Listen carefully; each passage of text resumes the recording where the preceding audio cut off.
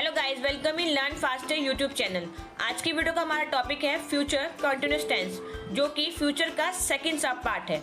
इससे पिछली वीडियो में बात की थी फ्यूचर इंडेफिनिट टेंस की, जो कि फ्यूचर का पहला सब पार्ट था। तो चलिए बात करते हैं इस टेंस के बारे में। तो इसकी पहचान होती है कि मेन वर्ब के साथ यानी मुख्य क्रिया के साथ रहा होगा, रही होगी या रहे होंगे जैसे शब्द जुड़े होते हैं। देखते हैं इसके एग्जाम्पल। वह रो रहा होगा, बच्चे खेल रहे होंगे, सीमा पढ़ा रही होगी, रवि काम कर रहा होगा। ये सभी सेंटेंस इसी टेंस के एग्जाम्पल हैं। अब बात करते हैं अफर्मेटिव सेंटेंस की, यानी सकारात्मक वाक्यों की। सकारात्मक वाक्य क्या होते हैं ये मैं अपनी सारी वीडियोस में आपको बता चुकी हूँ। ऐसे वाक्य जिनमें हम नहीं का इस्तेमाल नहीं करते हैं और ना ही किसी प्रश्न को पूछते हैं। इनमें हम सबसे पहले सब्जेक्ट का इस्तेमाल करेंगे, उसके बाद विल बी हेल्पिंग वर्ब का इस्तेमाल होगा और उसके बाद वर्ब के साथ आईएनजी और ऑब्जेक्ट का इस्तेमाल किया जाएगा। बात करते हैं अफर्मेटिव के एग्जाम्पल्स की। तो पहला एग्जाम्पल है रोहन गाना गा रहा होगा। Rohan will be singing a song. यहाँ सब्जेक्ट रोहन है और यह काम कर रहा होगा, इसलिए इसको हमने फ्यूचर कंटिन्यूअस टेंस के अकॉर्डिंग ही बनाया है और वर्ब के साथ आईएनजी का भी इस्तेमाल किया है। नेक्स्ट एग्जाम्पल है वह रो रही होगी। She will be weeping. बच्चे खेल रहे होंगे। Children will be playing. Seema सो रही होगी। Seema will be sleeping. ये सभी सेंटेंस अफर्मेटिव वाक्य हैं जो कि फ्यूचर कंटिन्यूअस के एग्जाम्पल हैं।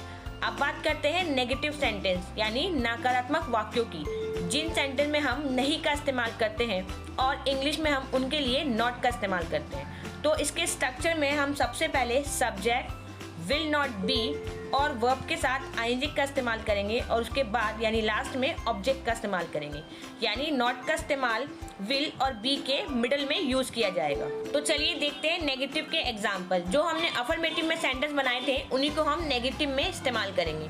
पहला सेंटेंस है रोहन गाना नहीं गा रहा होगा। Rohan will not be singing a song. वह नहीं रो रही होगी। She will not be weeping. बच्चे नहीं खेल रहे होंगे। Children will not be playing. Seema नहीं सो रही होगी। Seema will not be sleeping. ये सभी सेंटेंस नेगेटिव के उदाहरण हैं यानी एग्जाम्पल्स हैं। और अब लास्ट बात करते हैं इंटेरोगेटिव सेंटेंस की, जिन्हें हम प्रश्नवाचक वाक्य कहते हैं और जिनमें हम प्रश्न पूछते हैं या डब्ल्यूएच वर्ड का इस्तेमाल करते हैं। और डब्ल्यूएच वर्ड्स क्या होते हैं ये मैं आपको कई बार अपनी पिछली वीडियोस में बता चुकी हूँ, जैसे क्यों, कब, कहाँ, कैसे, कौन। इन सभी शब्द को हम डब्ल्यूएच वर्ड्स कहते हैं और इंटेरोगेटिव सेंटेंस में हम इन्हीं डब्ल्यूएच वर्ड्स का इस्तेमाल करते हैं। तो इसके स्ट्रक्चर में हम सबसे पहले डब्ल्यूएच वर्ड का ही इस्तेमाल करेंगे, उसके बाद विल का इस्तेमाल किया जाएगा और फिर सब्जेक्ट, नॉट, बी, वर्ब के साथ आईएनजी और ऑब्जेक्ट का इस्तेमाल होगा। नॉट का इस्तेमाल तभी किया जाएगा जब सेंटेंस में नहीं का इस्तेमाल हुआ हो। अगर नहीं का इस्तेमाल नहीं हुआ हो तो हम नॉट का इस्तेमाल भी नहीं करेंगे। तो इंटेरोगेटिव के कुछ एग्जांपल्स देखने से पहले मैं एक कॉन्सेप्ट के बारे में बात करना चाहूँगी, जिसके बारे में मैंने हर एक वीडियो में आपको बताया है। पहला सेंटेंस है क्या वह पढ़ रहा होगा और दूसरा सेंटेंस है वह क्या पढ़ रहा होगा। इन दोनों सेंटेंस को हम जानेंगे कि इनमें डब्ल्यूएच वर्ड का इस्तेमाल किया जाना है या नहीं किया जाना है। तो पहला सेंटेंस है विल ही बी रीडिंग और दूसरा सेंटेंस है what will he be reading. पहला सेंटेंस इंटेरोगेटिव सेंटेंस है, लेकिन इसका आंसर आप यस या नो में ही कर सकते हैं, तो इसलिए हमने इसमें डब्ल्यूएच वर्ड का इस्तेमाल नहीं किया है बल्कि विल का इस्तेमाल पहले किया है। जबकि दूसरा सेंटेंस है वह क्या पढ़ रहा होगा, इसमें आपको बताना होगा कि वह क्या सब्जेक्ट पढ़ रहा होगा या क्या चीज़ पढ़ रहा होगा, तो उसके लिए हम व्हाट का इस्तेमाल करेंगे और इसलिए मैंने इसमें डब्ल्यूएच वर्ड व्हाट का इस्तेमाल सबसे पहले ही किया है और उसके बाद हेल्पिंग वर्ब विल का इस्तेमाल किया है और फिर सब्जेक्ट बी और वर्ब के साथ आईएनजी का इस्तेमाल किया है। और अगर ऑब्जेक्ट भी होता तो आप उसका इस्तेमाल सबसे लास्ट में करते हैं। अब बात करते हैं और कुछ एग्जाम्पल्स के बारे में। तो पहला एग्जाम्पल है क्या वह नाच रहे होंगे। Will they B dancing. वह किसके साथ पढ़ रहा होगा। With whom will he be reading? क्या बच्चे सो रहे होंगे।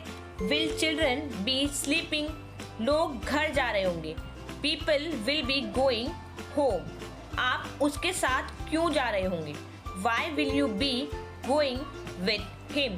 ये सभी सेंटेंस इंटेरोगेटिव के एग्जाम्पल्स हैं। तो गाइस, इस वीडियो में आपने जाना फ्यूचर टेंस के नेक्स्ट सब पार्ट के बारे में, जो कि फ्यूचर कंटिन्यूअस टेंस था, कि उसका इस्तेमाल कब किया जाता है या उसमें कौन सी हेल्पिंग वर्ब का इस्तेमाल किया जाता है। I hope you like this video. Please subscribe the channel, press the bell icon, जिससे आपको मेरी आने वाली वीडियोस के बारे में जानकारियाँ मिलती रहें, and share this video with your friends. Thank you.